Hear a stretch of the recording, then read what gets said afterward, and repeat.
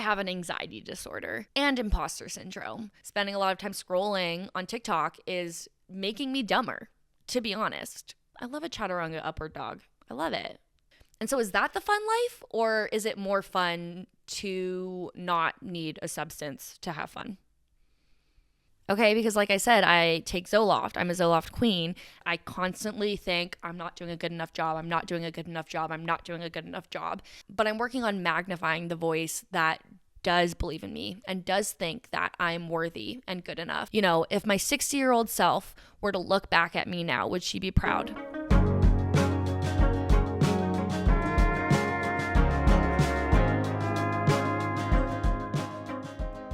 Hello world, and welcome to episode 1 of Mack's Weekly Debrief. My name is Mack, and this is the first episode in what I am hoping will be a year-long YouTube series, podcast. I don't really know yet, but I'm going to come on here weekly and I'm going to talk about learnings, feelings, and experiences from the past week in my life as an anxiously optimistic 28-year-old who is just figuring it out in real time. My goals with this series are to be vulnerable and authentic and hopefully to connect with other people who share similar experiences as me. Also, I want to personally grow towards a better version of myself, and I think this is a great way to document that.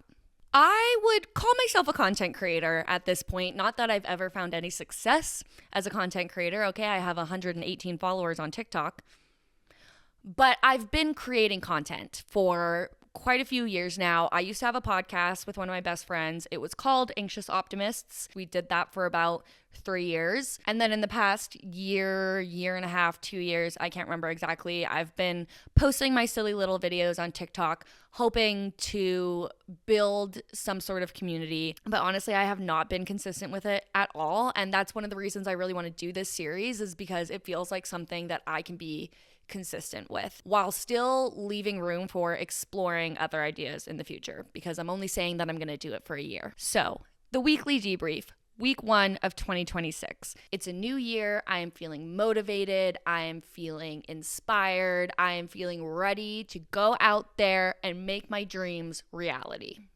I had a pretty quiet New Year's. I spent it with my boyfriend's family. We watched the CNN special, Anderson Cooper and Andy Cohen, where they take tequila shots every hour. And for some reason, I was like, we should do that too. Instant regret. Instant regret. I hate tequila. I hate shots. I don't even really like drinking in general that much.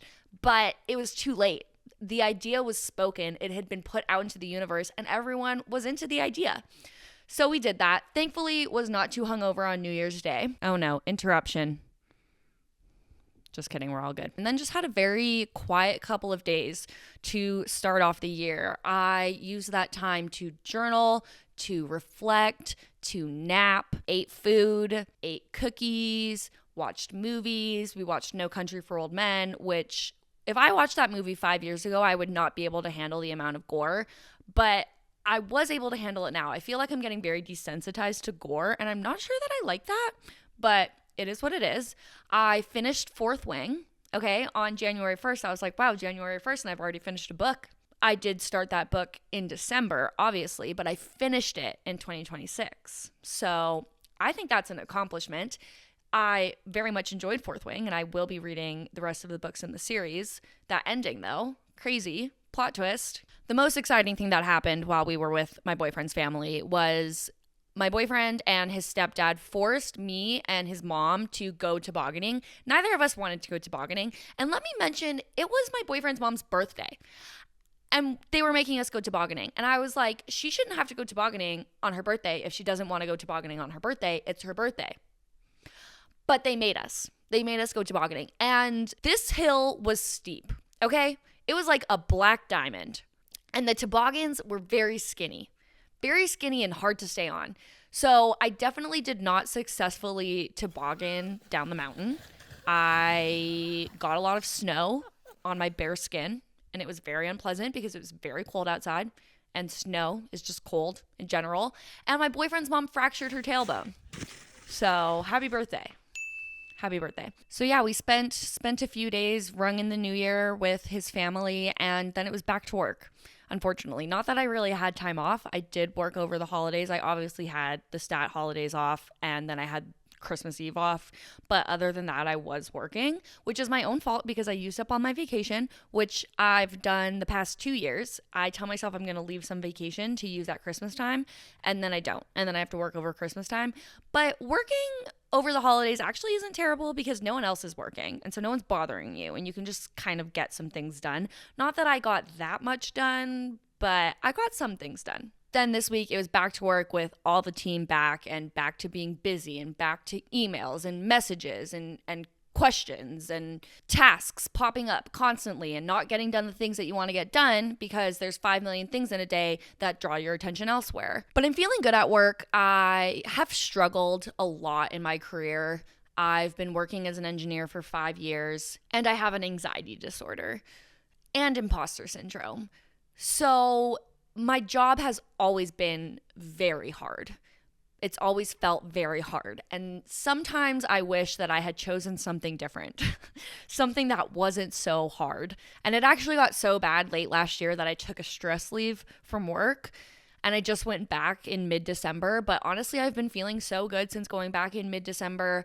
I increased my dose of my medication. I do take Zoloft, and I think that that has made a huge difference with my focus and with my anxiety level. And I also found a new therapist. I was going to the same therapist for a few years, and she was really great, but she was more of just like a talk therapist, and she let me kind of take the reins. And she would just let me talk, and she would just validate me.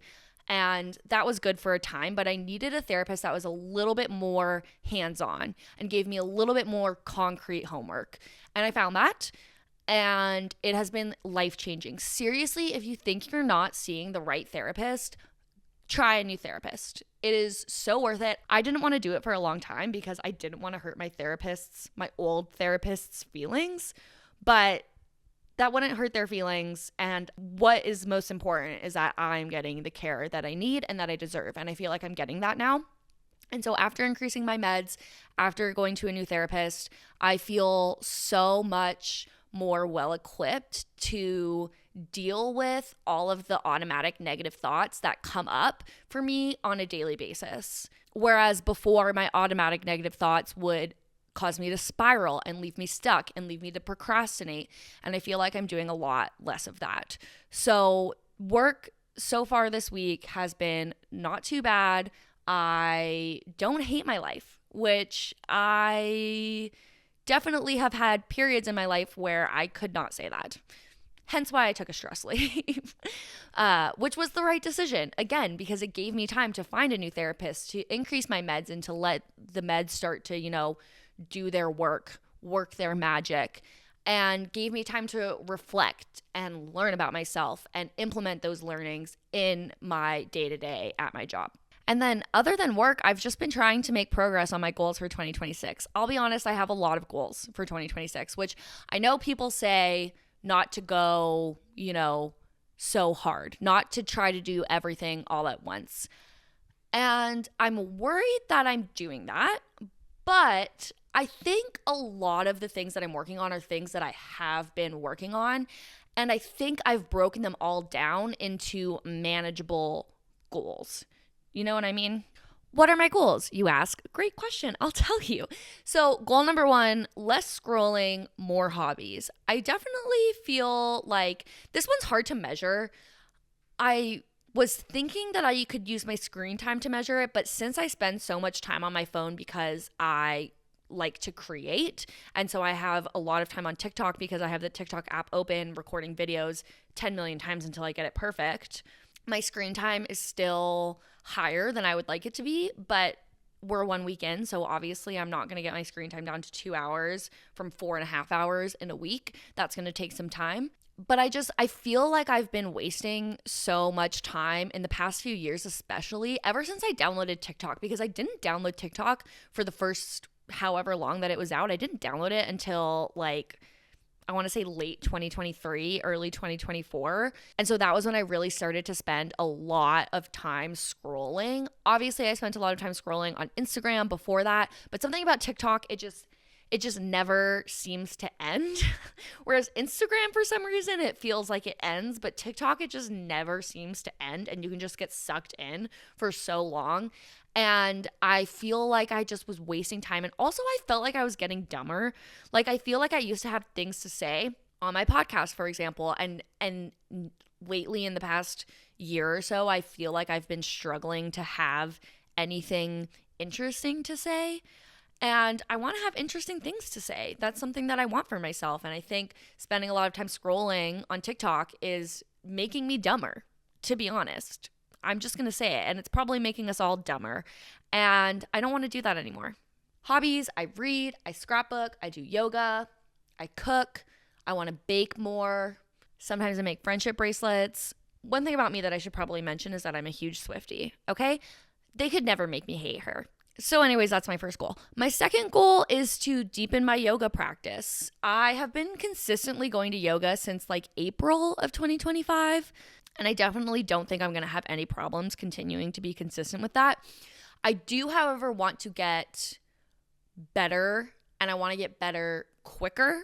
So I'm going to start, actually, I started today also going to the gym to work on strength and to work on drills for specific yoga skills, and also to work on my endurance, because going back to Taylor Swift, I want the endurance that she has. That is my goal. I want to be able to do all of the yoga poses. Okay, I want to be able to do a handstand. I want to be able to do a forearm stand. I want to be able to do the splits. And I want to be able to perform for 3.5 hours in heels. I think that's reasonable. That's my goal, deepen my yoga practice and also improve my endurance. Now, this one is hard to really get going on because I do have a shoulder injury. I actually went to physio today, I got dry needling. She did it in my traps, and I told her that I've always dreamed of getting dry needling in my traps. For anyone who doesn't know what dry needling is, basically they take a needle that's a tiny bit bigger than an acupuncture needle, at least the ones she was using on me, and they stick it into your muscle, and then they like poke it around until your muscle like twitches. And it's not very pleasant. It's a very weird, unpleasant feeling. And I got it today, and my arm is like quite achy. Not as bad as I thought it would be though. But I used to literally dream of getting dry needling in my traps. It does lead to a lot of release and a lot of relaxation. And my traps are always so tight and so tender. And I just dream of release in my traps. And today, this morning, she was dry needling my traps. And I was like, this is the best day of my life. I have dreamed of this moment. Anyways, hopefully the dry needling will work. This was the first day that I got dry needling. Before, when I was going to physio, I was just getting acupuncture. So hopefully the dry needling will work and my injury will subside and I will be able to continue doing yoga to my full abilities, because for people who know yoga, I can't even do a chaturanga right now because it hurts my shoulder. So I just skip flows when I'm in class. And I just go straight to downward dog. And then I feel sad because I love to do a flow. You know, I love a chaturanga upward dog. I love it. And I haven't been doing that. And I miss it. My third goal is to garden less. As much as I hate that, I know that I need to do it. I have been a daily gardener for 2 years. And I love it. I truly do, but also I can recognize how it's holding me back and how it's causing me to waste time and how it's causing me to spend a lot of money and how it's just preventing me from showing up in the world as the person that I want to be. So, like I said, I was a daily gardener for a couple of years. This year, I'm saying I'm not going to garden at all until my birthday, which is in February, and then I want to continue just not gardening after that unless I have exceptions for a trip or special occasions, maybe a concert, maybe a friend's birthday. If they want to partake, I would love to partake with them for their birthday, but it's not something that I want to do every day. I don't even think it's something that I want to do every week for a while. Ideally, I would do it maybe once a week, but I have failed in the past over and over and over again at moderation. I am either an all or nothing kind of girl, so that's why I'm trying to do nothing, with some exceptions for my birthday and for trips and for special occasions. So I'm a week in to not gardening, and honestly, I feel really good. Like, I miss it for sure, and I have moments where I feel like I'm mourning a different life, and I feel like I'm mourning a fun life. But I have to remind myself that I used to think my life was fun for 26 years until I started gardening every day. And then I got to a point where I felt like gardening was the only way that I could have fun. And so is that the fun life, or is it more fun to not need a substance to have fun? And I'm already being reminded that I can have fun without it. It just sucks because it's just a way to instantly have fun, a way to instantly feel better. And it's a coping mechanism. And I'm mourning that. I'm mourning the loss of a coping mechanism and having to figure out how to cope with things in a healthier way. My fourth goal is to implement CBT, cognitive behavioral therapy, in my day-to-day life, especially at work.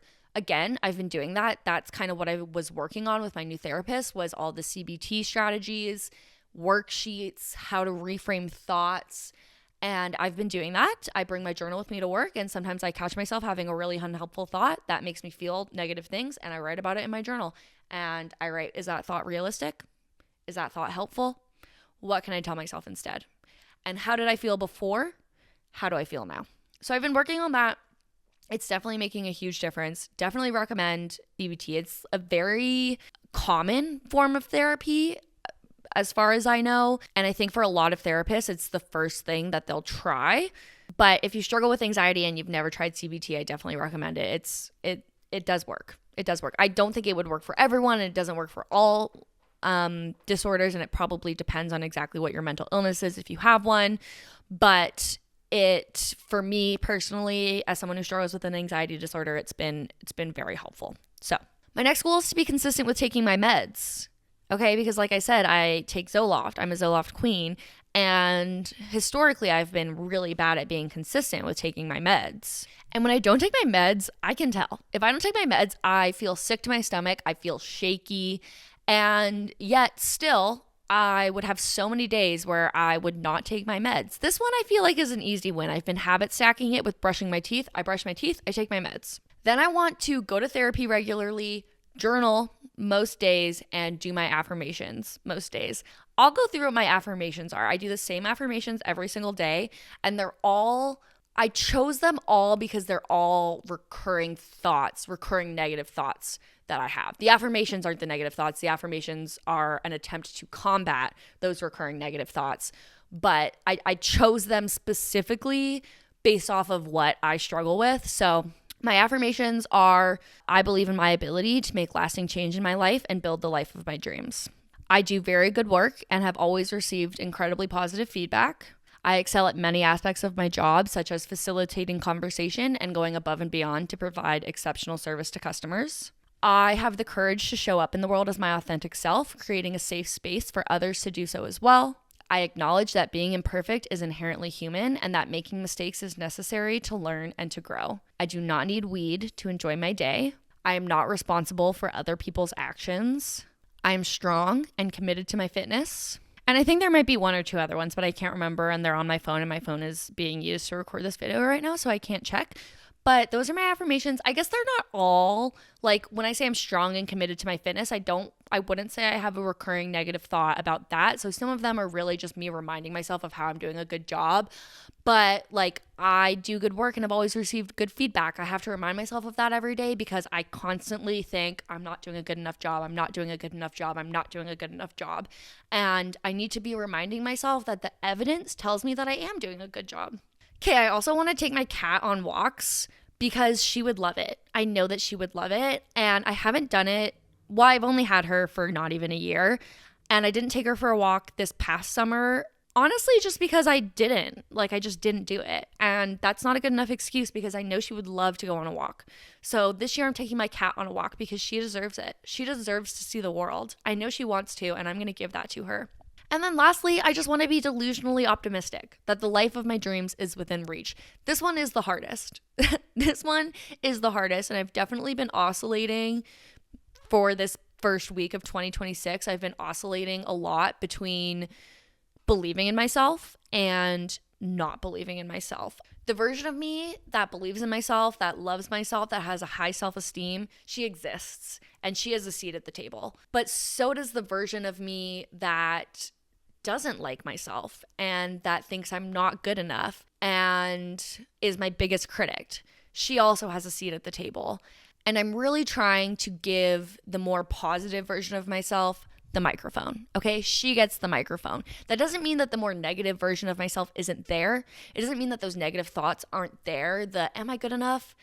Am I doing a good enough job? I'm not good enough. I don't believe in myself. I don't think I can achieve my goals. I know that I'm still going to have those thoughts. I know that that voice is going to have a seat at the table, but I'm working on magnifying the voice that does believe in me and does think that I'm worthy and good enough and recognizes all my strengths instead of focusing on all of my weaknesses. And something I've struggled with for my whole life, well, maybe not my whole life, I've struggled with it since I was in university probably, is being really mean to myself. And I know that so many people are mean to themselves. We're all our own worst critic.